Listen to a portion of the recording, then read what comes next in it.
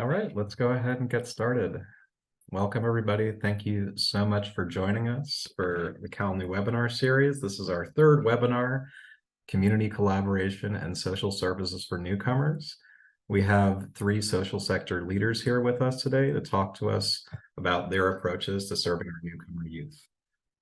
So let's go ahead to the next slide and look at what our agenda is for the day. We're having a very brief introduction. We want to really highlight our speakers. Then we're going to have Refugee and Immigrant Transitions present, Community Justice Alliance, the Center for Community Health, and we'll hold our questions until the end. Hopefully we'll have time for a little panel, and then we'll close. So if you have questions, please feel free to use the Q&A, and we will look at those for our panel at the end. So just a little explanation of what the CalNEW program is. The CalNEW program is administered by the California Department of Social Services. It provides grants to 21 local education agencies to provide linguistically and culturally responsive support services to socioeconomically disadvantaged newcomer students and their families using school sites as a services hub. There are three program components: connections for basic needs support, which we're really talking about today, family engagement empowerment, which we're also talking about today, and youth engagement and development, which we're really also talking about today. Let's go ahead to the next slide. This is part of the CalNEW program, the webinar series. This is the third webinar in the series. If you haven't signed up for the series, or if you'd like to share with others, the registration link is at the bottom right there, bit.ly/CalNEW Series 1. We'll share it again at the end. And I'm just going to type it in the chat so you have it, CalNEW Series 1. We are just trying to bring together the best minds, the most expert practitioners that we can find in this field and really uplift their knowledge and their best practices. So we're really honored to have these folks with us throughout this series. Let's take a look at the next slide. Today we have Jane Pack speaking with us about the spectrum of services that newcomers can and should receive in the community through her organization, Refugee and Immigrant Transition. Christina McGibbon, who's going to talk to us a little bit about services for unaccompanied youth with Community Justice Alliance, and Reba Meeks, who's going to talk about refugee student supports and family supports with Afghan community-based organizations. And with that, I'd like to turn over to our first speaker, Jane. Thank you so much, Sam. It's really an honor to be here and be in shared space with you all. I'm just coming off another webinar in a statewide conversation as well, and I'm really excited to see various state collaborations forming. And Sam, you've been at the lead of this one, so just props to you. I also want to just trouble that word expert for a moment, if I may. I really see myself as a learner and am really, really grateful to be in this space where I get to learn from my peers, my colleagues, and students. So something that we're doing right now is really kind of looking at the various ways knowledges show up. So I just feel like I felt like I needed to just make a comment there, if you don't mind. So if we go to our first slide, I try to make this presentation as simple as possible, just so I could get a few main points across, because I know that there's lots of information that's going to be shared today. So just very quickly, what I wanted to do was share who we are as an organization, Refugee and Immigrant Transitions, just to give context for the rest of the conversation that I'll be sharing about. And then a little bit about our frameworks and approaches, because I think that's really important to share, to be able to then share about our programs and work.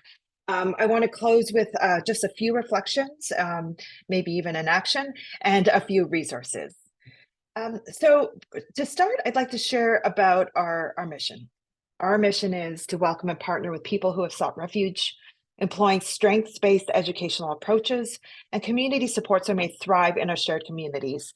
I know missions are often these lofty statements. I used to teach nonprofit strategy and so forth that sometimes feel lofty but might not have a lot of substance. I just want to just really share how important these thoughts are and how much we try to live by them in terms of our commitment to really welcoming newcomer communities and partnering with them. And I think that's really important to share through a non-hierarchical lens and really highlighting the strengths, which I'll talk a little bit about momentarily. So as an organization as a whole, as you'll see in the next slide, RIT works with about 2,000 refugee and immigrant community members from 40 to 50 countries around the world. As of the last few years, most of the folks that we're working with are from the countries listed in front of you: Afghanistan, Burma, China, El Salvador, Eritrea, Guatemala, Honduras, Mexico, Yemen. But as we see patterns of displacement around the world, as we're seeing several significant ones right now, and many others, this changes over time. We've been around for 40 years and also happen to have about 40 people on staff speaking multiple language. 20 plus is what we last counted. And then also, when I said I learned from my peers, it's because many of our peers have also had experiences directly with migration, whether forced or chosen or both. And we also work with a group of community volunteers, and we're focused primarily in the San Francisco Bay Area and those counties. And our work takes place at our community hub in Oakland, as well as many school sites and community centers and home-based sites as well.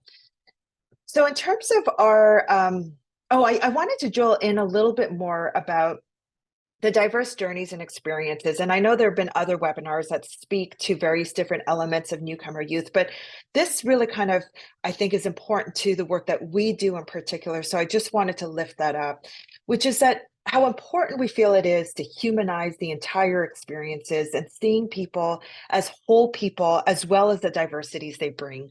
As we know, newcomers come with various different varieties and affiliations related to race, religion, languages, cultures, LGBTQ plus identities, places of origin, as well as different academic and tech skills. SLIFE, we know, students with limited informal and interrupted formal education, previously referred to as SIFE, and also a variety of learning differences and disabilities that sometimes gets unseen in the system as students get kind of tracked into EL programs and not seen for the other intersections and challenges and strengths. I want to talk a little bit about the migration journeys, because RIT, I think what I really appreciate, well, many things, but one of the things I really appreciate about working at this organization is we work with communities from all different backgrounds. And it's really important to us that we do that. That means that people come from various different countries, as I mentioned before, but have had different migration journeys and different pathways into the United States. So you'll hear from my colleagues in a moment about their very focused work with, for example, refugees through the ORR program or unaccompanied minors. But I just wanted to break down a little bit and very quickly the various different pathways that youth may come to our schools, right? So some are through the Office of Refugee Resettlement. They might be identified as refugees prior to the country, coming into the country, and maybe therefore have access to particular services and benefits. Unaccompanied refugee minors may be placed in foster care, for example. Immigrants may be documented or undocumented, and that will affect how they may experience their first few months or definitely years in this country, and that can affect their schooling as well. Different parole pathways that people have experienced, and people who are seeking asylum, and of course, more and more, we're seeing a larger population of unaccompanied minors.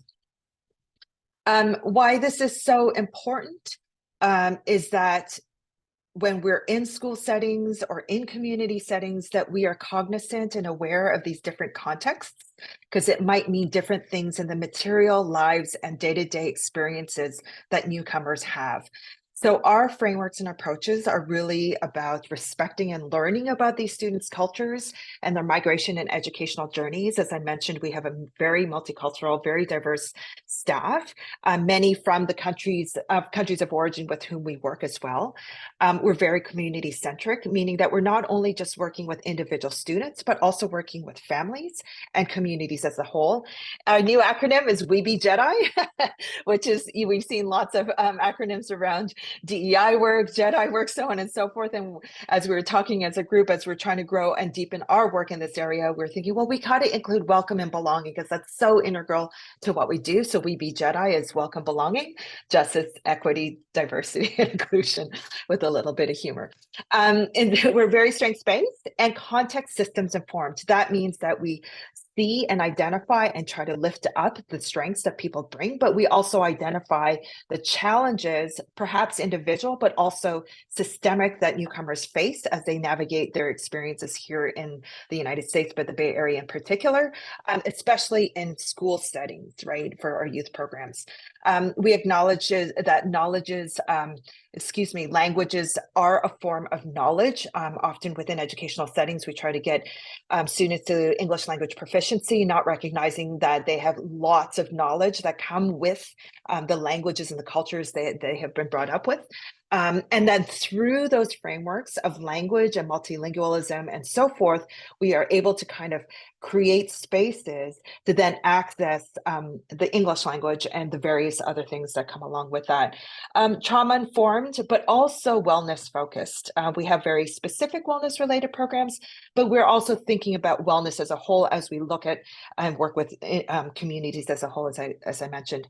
I'll share some resources later, but we're very much focused on humanizing everything, but humanizing pedagogies and practices, drawing off the work of Manisha Bajaj and many others, and really emphasize the importance of humility and shared learning as we do this work.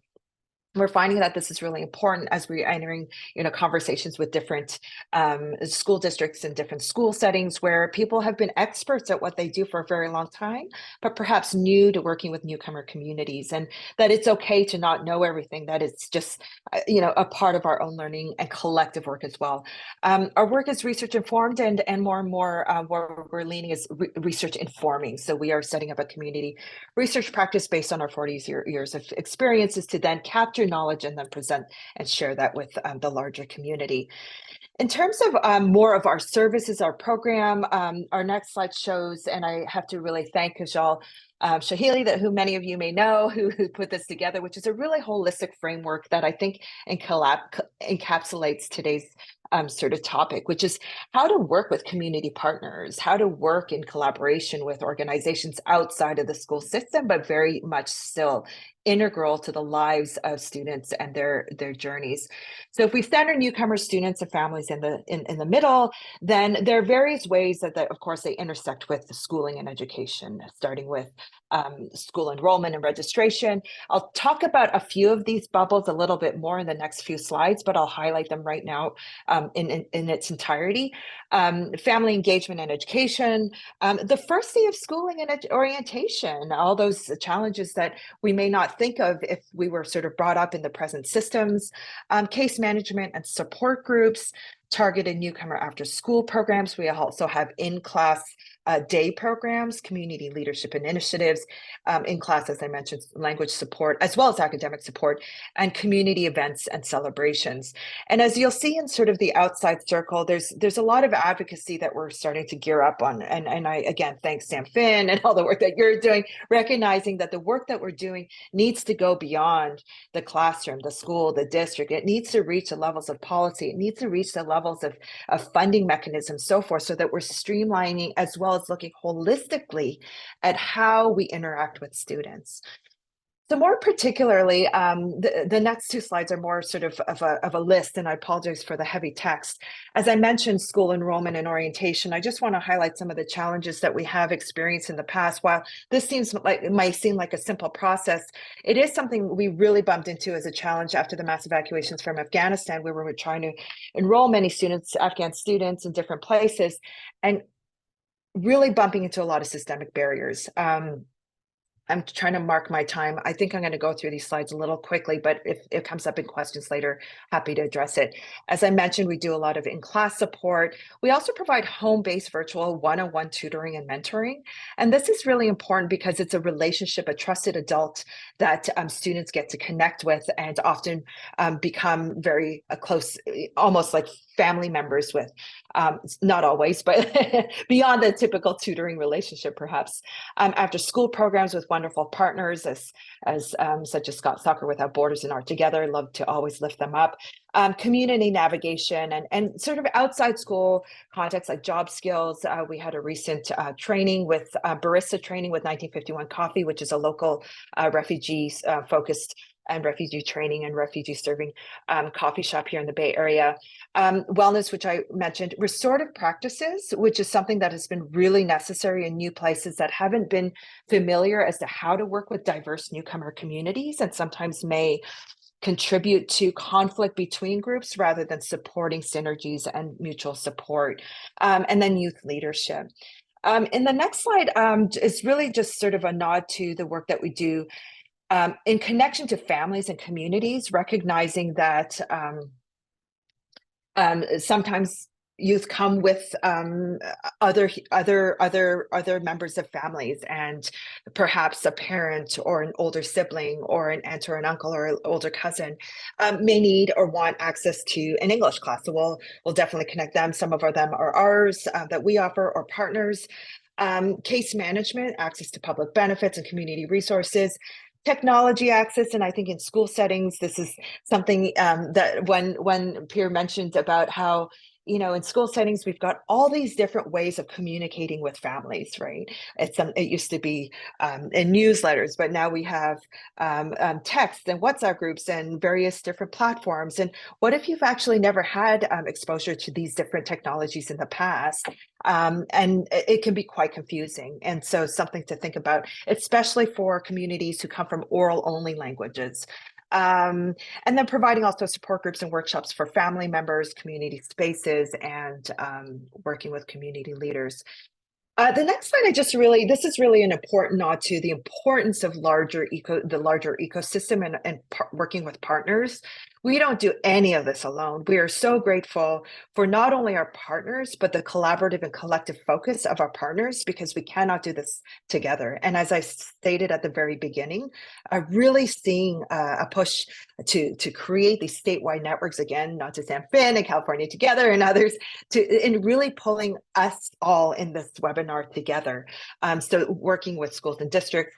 And then you'll see the list there. Really want to lift up community-based organizations and ethnic CBO partners who are really in community, part of communities, and part of our deep relationships as well. And the importance of working also with other partners that provide specific services, such as legal, and also faith-based organizations, and as we're doing more research, universities and more.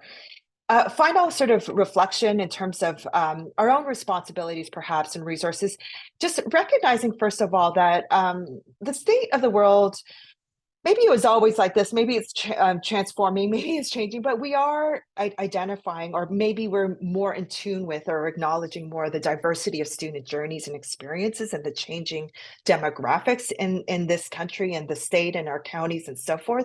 And the reality that we need to address that in ways that are welcoming, as I said before, and also recognizing that our local contexts and systems may be normed for other ways of dominant schooling that may not be appropriate for diverse learners, diverse cultures, diverse languages, and so on and so forth. And sometimes that means that there are barriers and fractures between these systems that make it really difficult for people to navigate. And then I really also want to acknowledge, as we do our own We Be Jedi work, is that we all carry implicit biases. This is something that's uncomfortable to many of us, but the reality that that's okay, as long as we're mindful of that, because how our implicit biases show up affect our practices and our approaches, and how newcomers experience their new communities and may perpetuate themselves. So my closing question is, how can we work together in order to provide welcoming educational environments for newcomer youth and their families so they may really thrive? We don't want people to just survive. We want them to really thrive. And that seems really lofty, but it's something that is part of our vision. And it takes a village. So just moving forward together with humility and curiosity and shared purpose. I guess I do have one more slide. Sam asked for one reference. I listed three, sorry. It's the book that I mentioned before, Manisha Bajaj and wonderful colleagues on humanizing education for immigrant and refugee youth.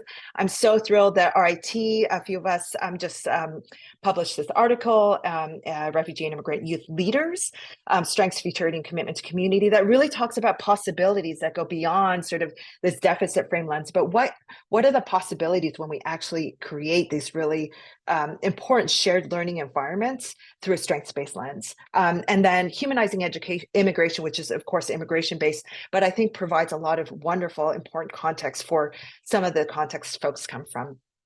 So thank you so much for, again, I think I'm 1 minute over, but thank you again for inviting me to be here today. Thank you so much, Jane. Um, if you want to go and see a little bit more about refugee and immigrant transitions, which, as you've heard, really addresses a whole universe of needs in this incredibly wonderful way, and they partner with Oakland Unified and San Francisco Unified. We just dropped the link to their website there. We're going to stop sharing our screen for a moment and turn it over to Miss Christina McGibbon, who is going to tell us a little more. All of you, Christina. Thank you so much, Sam, and we're so honored to be part of the Weeby Jedi Network. I really appreciate the share back of the ecosystem and the heuristic model that you shared with all of the different layers of support that we need. And also just a nod to the fractures, the barriers that we're seeing. And that's really where I feel like in this presentation, if we're passing the baton to that, we're gonna hone in on some of the barriers we've seen for unaccompanied children. And this is coming from the lens of Community Justice Alliance. We're a legal services nonprofit located in the Central Valley. We have offices in Sacramento and Fresno, and we consider ourselves a team of attorneys, social services staff, and healers. And I'll get more into that in a second. Just a light touch on our origin story.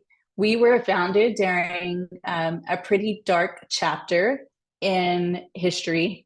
And I recently presented that at a conference, and we were kind of just reflecting on which one, like which chapter would that be? But in 2018, we did see the separation of families at the border.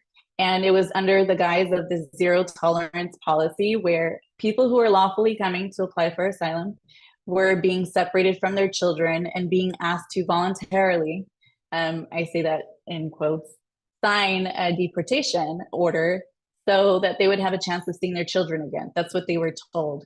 And so a team of us attorneys from different backgrounds, we volunteered at the southern border and realized with our collective experiences that we were able to reverse some of these deportation orders in 235 proceedings. But what was more remarkable was once we got these families reunified and situated in California, which was their destination, we were not able to find them representation anywhere. So that's when we decided to scale up in a nonprofit form. And so everything we're sharing is from the lens of attorneys turned holistic, a holistic care model. And so we were given the opportunity to build out the first of its kind social services safety net for unaccompanied children in the state of California. And we're so grateful to have been able to do that.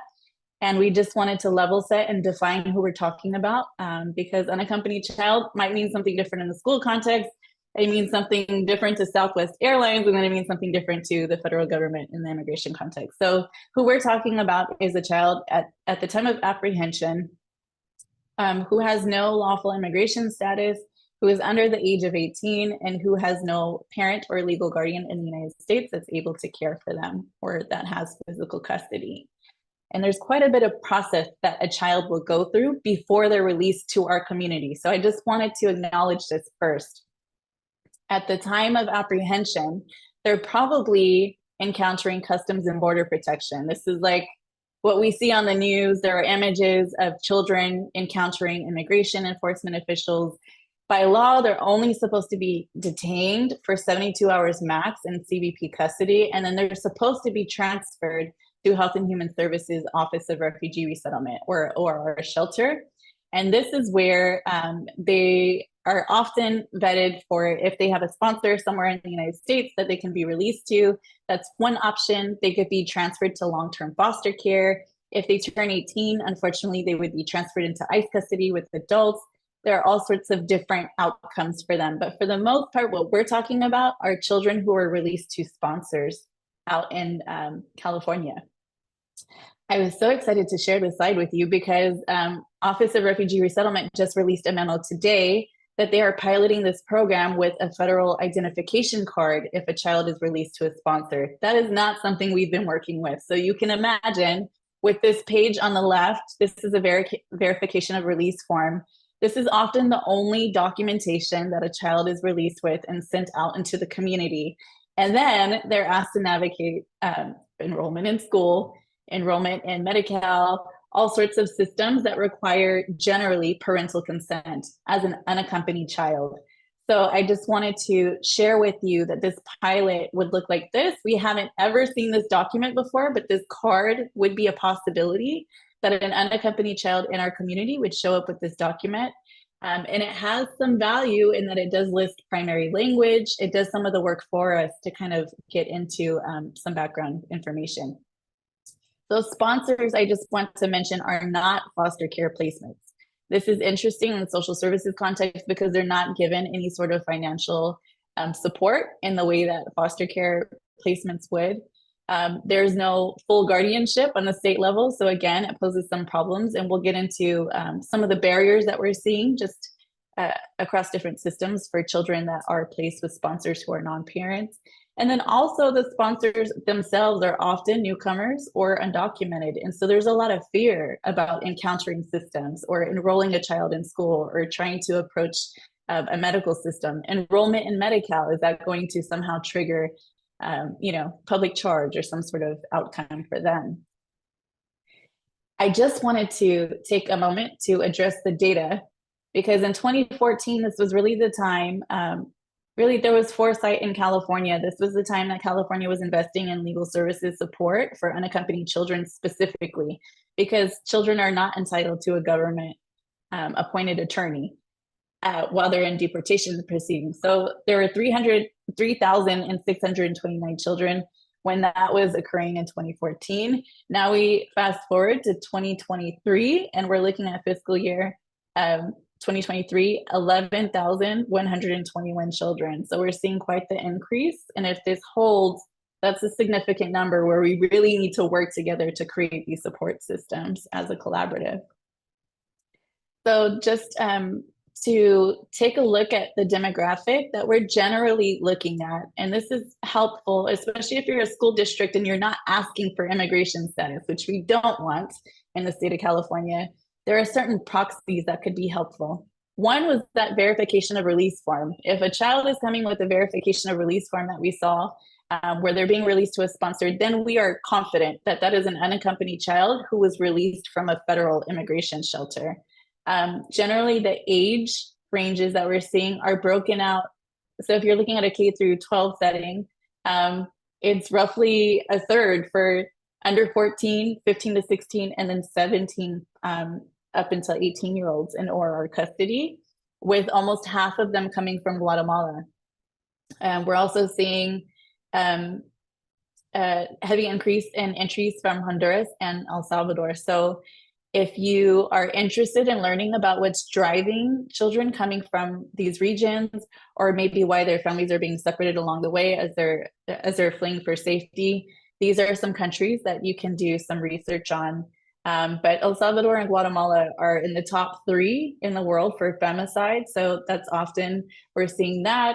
Indigeneity can make people a target for persecution. So for plenty of different reasons, people are fleeing for safety in the United States. So some services to know on the California level. On the state level, there's CalNEW, which is why we're all here, and I'm really excited to connect these programs.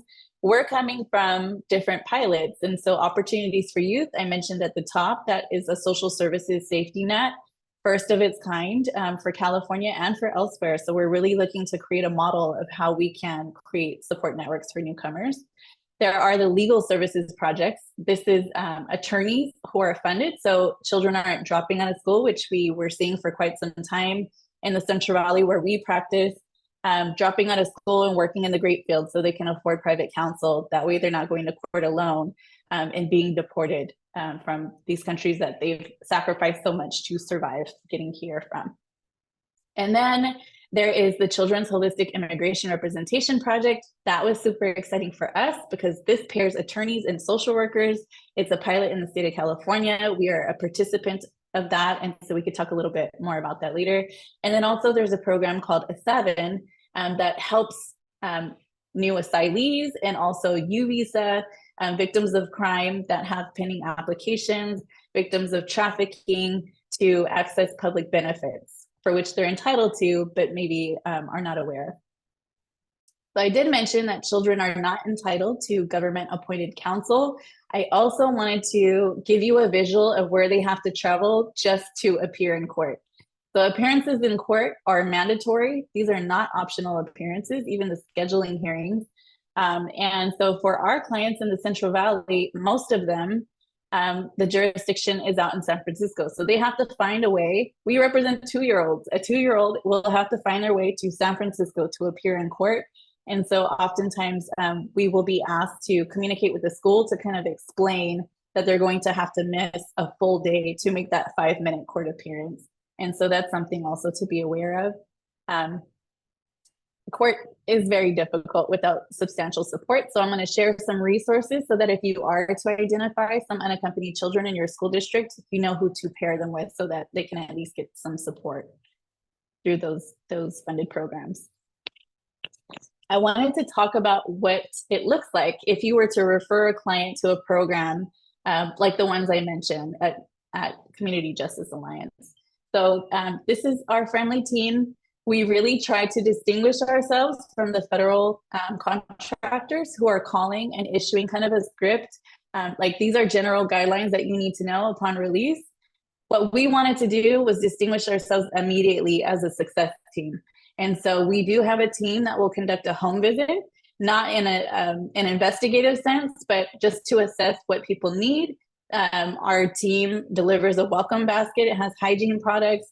It really kind of breaks down that bureaucracy that exists from other agencies that they have dealt with all along the way.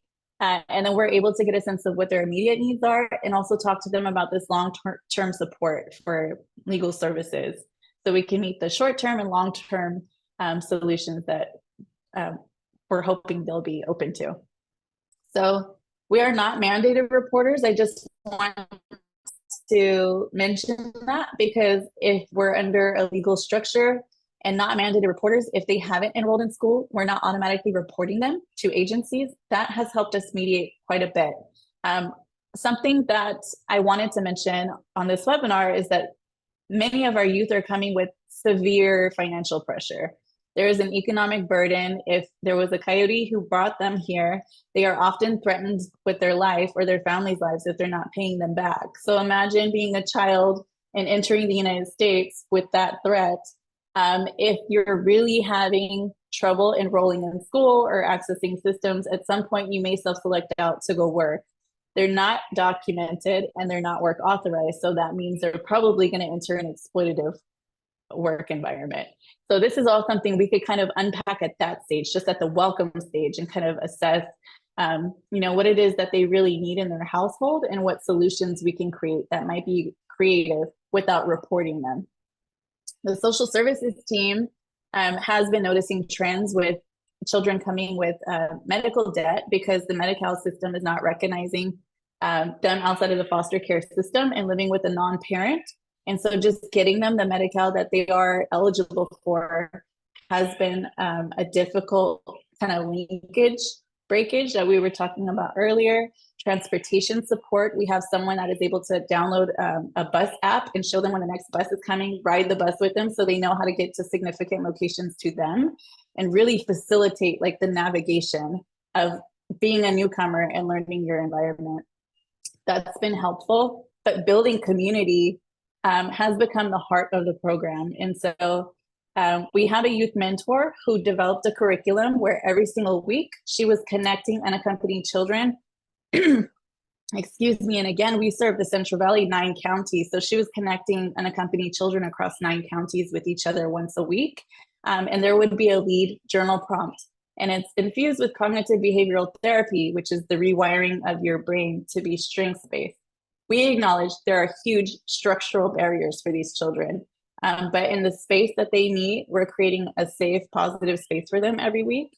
And so the themes are things like, I am loved, I am supported, I am brave. And then they'll engage in art projects and contribute to that. And at the end of their mentorship cohort, they present their projects to one another and started exchanging numbers. And so in that way, they were building community. And prior to this, we would only see unaccompanied children together in the aggregate in immigration court on a dedicated docket. So this was mind-blowing to us that we can actually be more proactive and start developing community in that way. Some of the languages that we're seeing are listed here. In our initial meetings with school districts, we have heard that they felt confident they had language support. So we just wanted to flash these languages to let you know if you're not seeing these, it's probably because it's mirroring what our case managers are seeing, and that is that there's a disconnect at the admissions office. So something is happening where families that speak these languages other than Spanish are not being able to get admitted into the school district. And I'll get into our toolkit in a minute as to how we're hoping to better articulate that if they're a non-parent, they can enroll an unaccompanied child in the school district. But I also wanted to mention that through the CHIRP program, through this attorney plus social worker pilot in the state of California, we had access to Genie, Cielo, and Pacific language interpreters that have been able to help us meet 100% of these intake, at least the intake level language needs. And so if someone is struggling at the school district in terms of communicating with them, this is a really good way to connect with the child and the sponsor. So again, what unaccompanied children need, we've seen the hard social services needs, but also the community building. The youth that have entered our program that are receiving legal services support and social services support also were meeting once a week, as I mentioned, the youth mentorship. The safety net in the state of California called Opportunities for Youth was about to be defunded for in a budget deficit year. And so these children were meeting as part of a cohort to advocate to save the social services safety net. This was one of a couple different initiatives where we were able to provide youth stipends so that they could participate with UC San Francisco and getting vaccines to people in the community who spoke their language. They were excellent health ambassadors at turning out the community, getting people vaccinated by bringing out the paleta man and hosting a soccer game. And in that way, they were able to raise the vaccination rates in some of these really rural pockets. And the significance of those stipends is that they're not work authorized and they need money. So how are we funneling concrete support to them? And one way that we've effectively been able to do that is by developing these pipelines where they can gain skills, but not have to work. They're volunteering and engaging in skills building. So we do have a toolkit that they helped us develop. This is in their voice. They helped us, you can see the table of contents on the left, format what it was that they really needed. And this is something that you can download off of our website in English and Spanish for now. But it has in very simple language, I need food support, I need healthcare, I need to get vaccinated. This is coming up a lot in the school setting because vaccines either require Medi-Cal where they're covered or some sort of low-cost clinic. And what we were seeing at the admission stage was that some school districts were sending them to offices that were charging per vaccine, which was a deterrent. They couldn't afford it. They would self-select out and not enroll in school. And so this is a really simple way that we think that we could plug in at the admissions level and try to support. The caregivers affidavit in the middle here, this is a substitute for a full guardianship in the state of California. So this is something the guardian could just fill out. There is no nefarious reason that someone is trying to enroll a kid in school that doesn't need to. Like, we want kids in school. So this is just one page they fill out. We can enroll them in school. That's something our case managers can do, but we really feel like this is an effort at the admissions level that we could focus on and get more of these children enrolled in the network. So again, here is the children meeting as part of the network and the mentorship, and also engaging in health ambassadorship. They learned about the architecture of their brain, how that is impacted by their migration experience, ACE scores. They started presenting back at other conferences. So I would be remiss if I didn't share. There's just a 1-minute video that I have to share with their experience kind of wrapped up as a summary for the mentorship. Let me fast forward.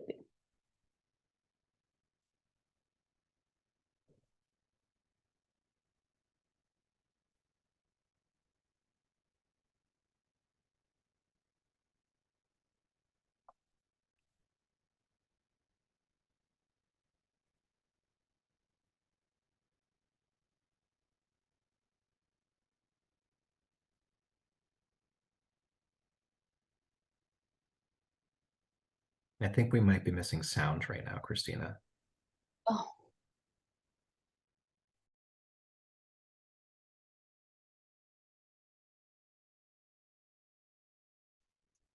Well, if we're missing sound, let me not cut into Reba's time. I can always share this later.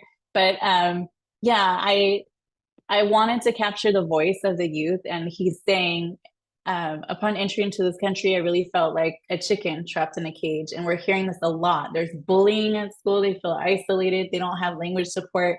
So they're brilliant minds coming in. You can see they're hosting conferences for other youth, but they're coming into the school setting, and you see their light kind of dimming.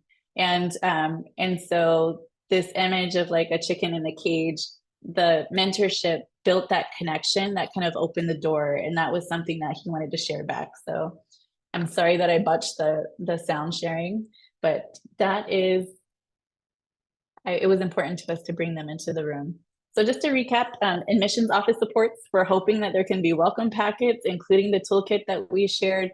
Vaccination site support is critical, especially for our low-income youth.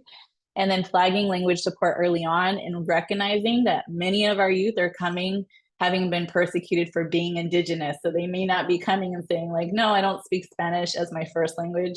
I speak Quiche, or whatever it is. Like there might be some way to work with us as CBO partners as we're doing their legal case and uncovering these things, to be able to elevate that as a partnership.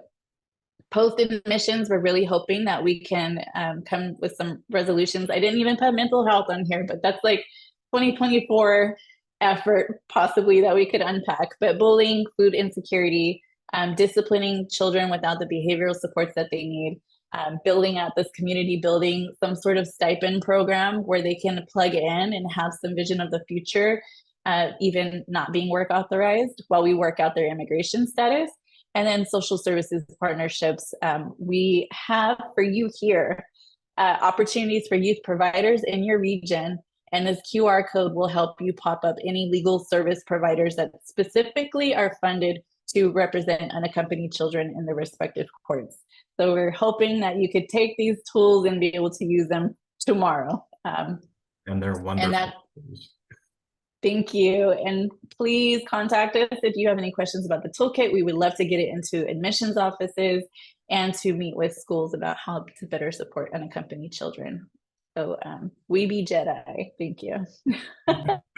Thank you so much, Christina. And I can just say, having spoken with so many CalNEW districts, that those tools are incredibly well received and well utilized. So please do take a moment to check out the toolkit that was linked in the chat. It'll also be sent out in the email along with all of these great slides. Reba, we're going to turn it over to you in a moment. David's going to start sharing that screen. And Reba, please feel free to take that full 15 minutes. And we'll skip the panel today so we can make sure we can get all our good content in. And please note, everyone, we will early next week follow up with all of these slides, all of these links, all of these great content, perhaps even additional content that we can share that will help in our schools. So with that, I'm going to hand it over to Reba. Thank you, Sam. Thanks for inviting me today to speak on behalf of our Afghan Refugee School Impact Program and our Afghan Youth Mentoring Program. Both are funded by the Office of Refugee Resettlement, administered through the California Department of Social Services. We here at UCSD Center for Community Health are the administrators of this program statewide under our Refugee Health Unit. And we do that in partnership with two regional lead agencies, CARE and the United Women of East Africa Support Team, which is in San Diego, as well as in partnership with Nash and Associates.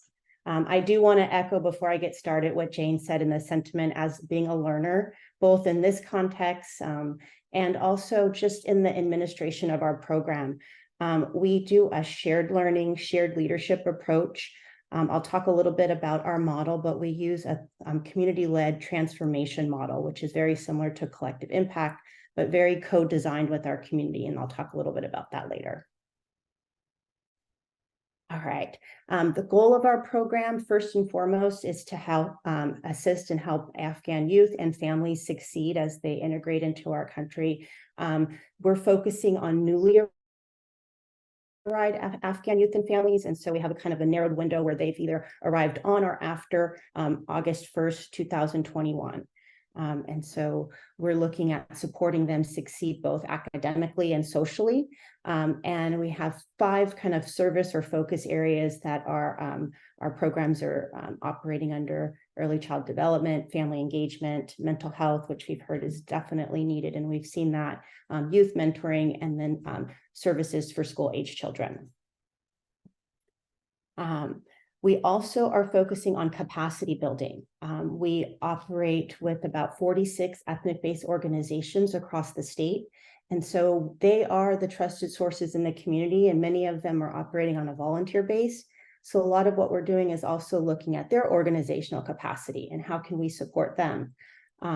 We do also construct communities of practice, very much like this, and support trainings on fiscal operation, program design and evaluation, data tracking, community engagement, trauma and healing informed practices. And we've even partnered with California Department of Education to offer a session on school readiness.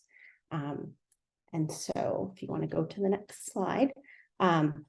Our program is in 4 regions statewide, and as I mentioned, it's a community-led transformation model.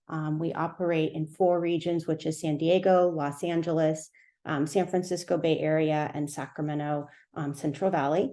And this is working with 46 organizations, ethnic-based organizations throughout the state, to operate about 80 programs and services. And we also see a real strength based in developing new partnerships and collaborations. Many times organizations seem to compete for funding, and we really have fostered a space of collaboration where our regional leads operate a coalition. They host monthly coalition meetings to support coordination, partnership development, and technical assistance. Again, we see this as a real co-designed model and approach to being culturally sensitive and appropriate with our services, and really healing centered.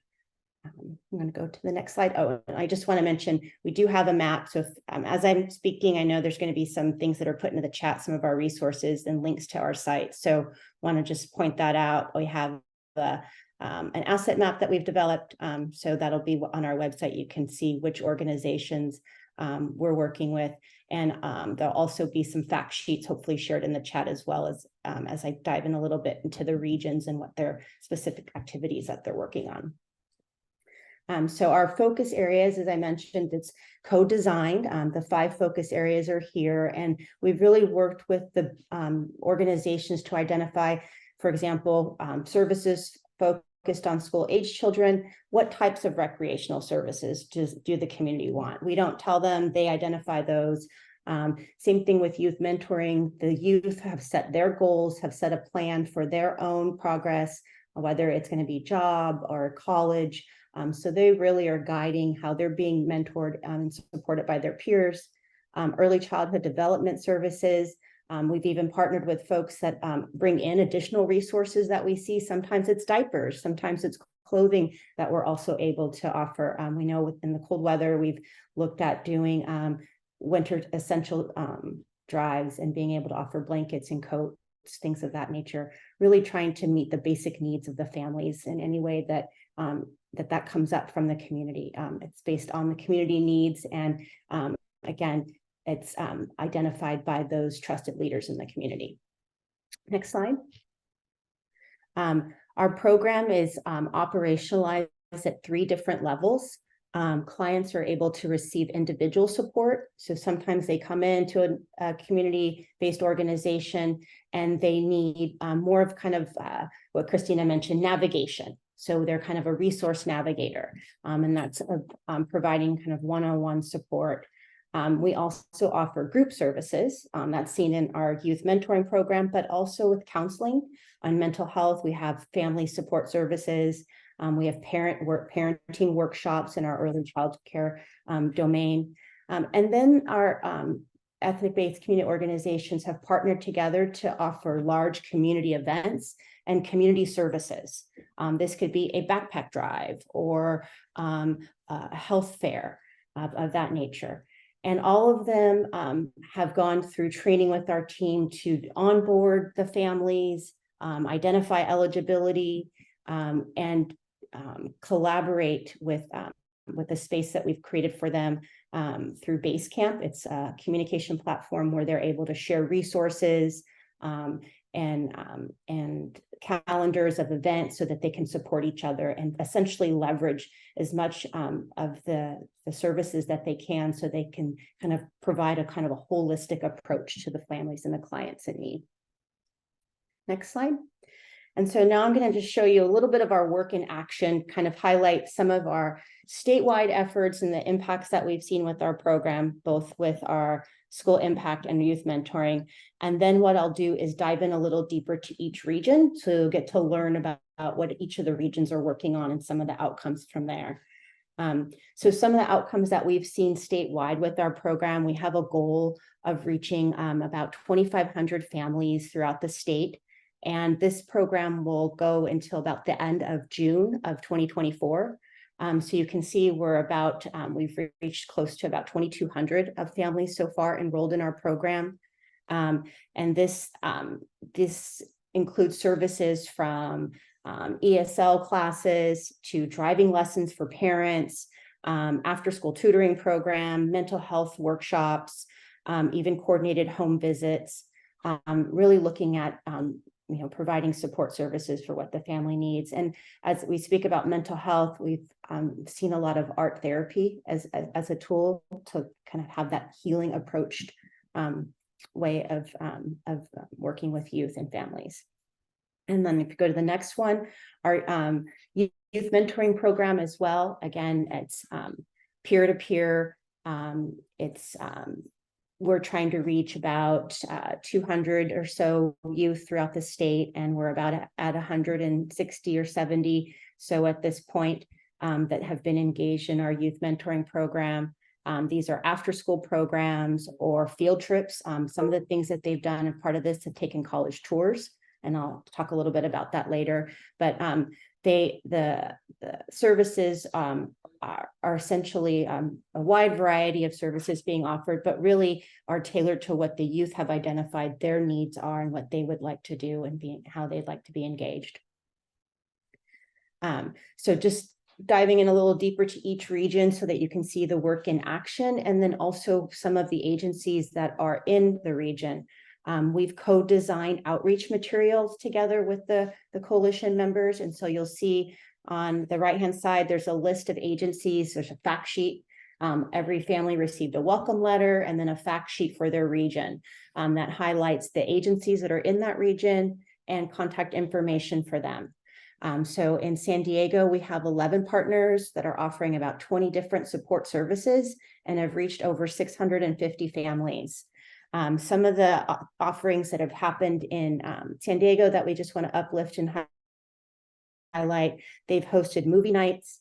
They've done basic distribution and drives for resources as far as like backpacks, household items. They've also offered workshops on Know Your Rights, and we've partnered with CARE on this. And this comes down to, I think I heard somebody mention bullying, things of that nature. So knowing your rights, both for parents and for youth, in order to support their success in the school setting. If you go to the next slide, we have the Los Angeles region. Again, the fact sheet is there, and hopefully these will be sent to you all so that if you do want to connect, and that's what I'm hoping, is that as I'm sharing and talking about the great work that's happening throughout the state, that you will identify things depending on where you are in the state, and knowing who are those community-based organizations that are providing services, and being able to contact and connect them with some of the families and youth in your districts. So Los Angeles, if you just want to go back, I just want to highlight, they've done field trips. They've taken youth to the Griffith Observatory. They've done tea and taught workshops for parenting classes for families, and art therapy sessions as well. So again, this is just some of the photos and showing the work in action here. And then our San Francisco Bay Area, they have 9 partners, 16 support service programs offered, and have currently reached over 235 families. Some of the things that they've done here in San Francisco Bay Area, and that's kind of where I'm at. They've done the college tours, as I mentioned, taking our youth mentor groups to different colleges throughout the Bay Area so that they have an opportunity to see that. They've offered free tutoring sessions on a weekly basis. And they've also connected with families with food pantries. As many of you know, food insecurity is something that many of our families face. So food drives, food pantries are an integral part of our offerings as well. And then if you want to go to the next slide, our Sacramento and Central Valley area, which is one of our largest regions, they have 13 different partnerships that they're working with, 20 different support services, and reached over 850 families to date. One of the exciting things that they've done is hosting educational events, and hosted this STEM Day, which included bridge building and math competitions, really fostering that connection and demonstrating some opportunities that spark interest among our youth. And see kind of the possibilities. They've also done field trips to San Francisco, the Exploratorium, to the beach. Many youth haven't been to the beach, and some other iconic locations throughout the Bay Area. They've also, one of the things at CARE, who's one of our regional partners, they lead a middle school and high school Muslim student association. And so really fostering leadership among the youth, giving them a safe place to come together, to build community and kind of foster unity among themselves. And then they've offered additional kind of workshops on art, and one of the things that we've been really proud about this are a lot of these agencies are working collaboratively together for the first time. And really having a cohesive presence in the community and partnering on outreach events to engage our communities, families, and youth. All right, so I know we're pushing up against time here, right at time. So I'm just going to thank you all for having me today. My contact information is here at the bottom. If you want any of the resources that I've shared today or have any further questions about our program, please don't hesitate to reach out.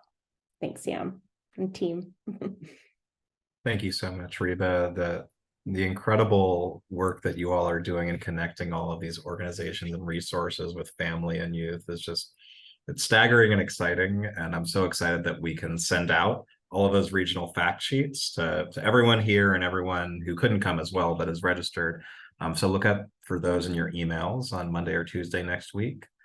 We'll go to our next slide just to wrap things up. I think we probably won't have time for the panel today, unfortunately. I think we need to make longer webinars because I have so many questions I'd like to ask you all, and I think we'll have to have a follow-up chat. But just in closing, I'd like to thank you all for coming. We do have a brief feedback survey we'd love for you to fill out. Just tell us what was of interest to you, what you'd like to see next. Give us your feedback, let us know. If you want to pass along the series registration, that link is there, bit.ly/CalNEW Series 1. I'm going to go ahead and drop that eval into the chat as well, bit.ly/CalNEW eval3 into the chat. And thank you all for coming.